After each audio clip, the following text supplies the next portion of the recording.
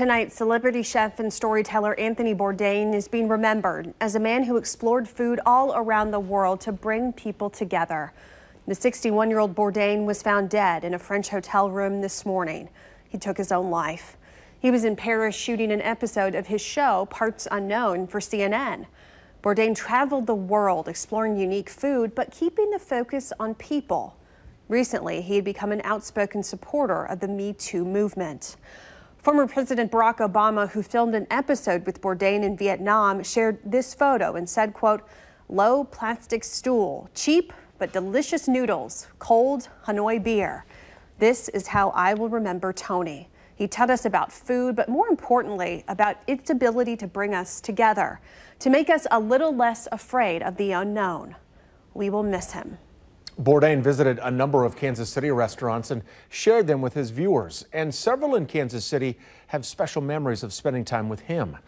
KCTV5's Kelly Taylor spoke with some of them, and she's live tonight at Elsie's Barbecue on Blue Parkway.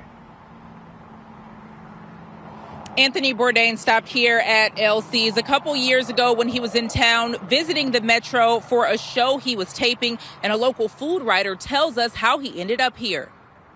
Anthony Bourdain's producers reached out to food writer and photographer Bonjwing Lee for recommendations for barbecue in Kansas City. They said they wanted to make the ultimate barbecue show, and this was for no reservations on the Travel Channel. Lee tagged along for that trip that took Bourdain to Green Dirt Farm in western Missouri and some local hotspots in the Metro. He filmed part of his segment at Joe's Kansas City Barbecue. They tweeted this picture Friday morning after learning Bourdain had taken his life in his hotel room in France. He was there taping an upcoming episode for his Parts Unknown series. Bourdain also stopped at Elsie's Barbecue during his time in KC.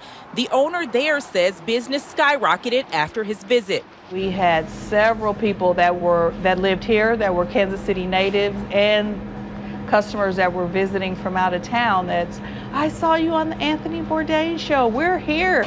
So it was fun, and it still happens. Lee remembers Bourdain as a laid-back, easygoing, honest man and hopes people realize whether you're an everyday person or a celebrity, there's help when you're going through dark times. I don't know what issues Anthony Bourdain was dealing with, but just to the point where people understand that there is help and that you can get help and that things can get better.